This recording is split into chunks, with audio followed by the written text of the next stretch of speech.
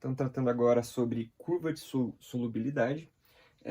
Primeiramente, novamente, definindo o que é solubilidade, né? Seria o quão a gente consegue dissolver em um certo dispersante uma quantidade de disperso. Então, nesse caso, a gente vai conseguir adquirir a solubilidade de um sistema determinando com experimento em várias temperaturas, né? Geralmente de 0 a 100 graus Celsius. Então, veja que a gente tem um exemplo aqui da solubilidade do KCl em H2O. A gente vai ter a temperatura, veja que a temperatura vai aumentando e a solubilidade vai alterando. Então, a 0 graus Celsius, a gente tem 27,6 gramas de KCl que podem ser dissolvidos em 100 gramas de H2O. Então, veja que a gente tem esses dados e a gente vai transferir eles para um gráfico, né?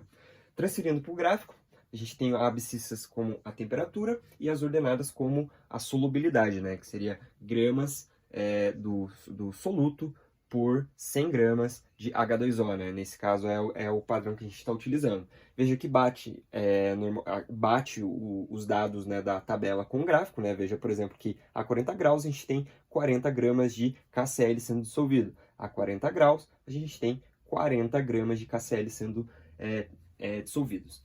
Veja que a gente pode, com o gráfico, fazer uma análise de pontos e verificar se naquele ponto o tipo de solução que a gente vai ter, né? Conforme conforme a classificação que a gente viu, né? De acordo com os parâmetros. Então, nesse caso aqui, no ponto 1, ela está encostando na curva de solubilidade, então vai ser uma solução saturada, porque a mesma quantidade de soluto está presente no mesmo nível de solubilidade desse sistema. Então, como é igual, ela vai estar saturada, né?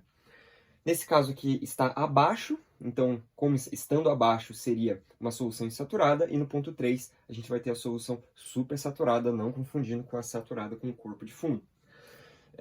Então, com isso, a gente define que variando a temperatura, varia a solubilidade, mas varia a solubilidade, não que ela vai aumentar ou diminuir. A gente pode ver casos em que a temperatura aumenta e a solubilidade diminui. A gente vai ver isso mais para frente.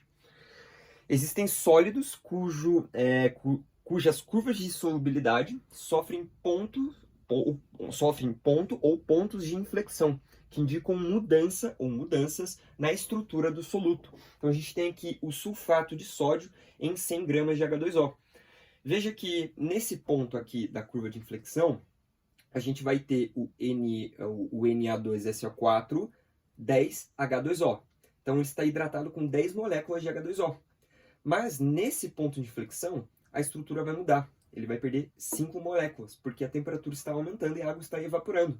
Então, veja que nesse ponto de inflexão vai ter 5 moléculas, e aqui ele já não vai estar mais presente nenhuma molécula de H2O, porque a água evapora. Então, os pontos de inflexão indicam para a gente que existem mudanças na estrutura molecular do soluto.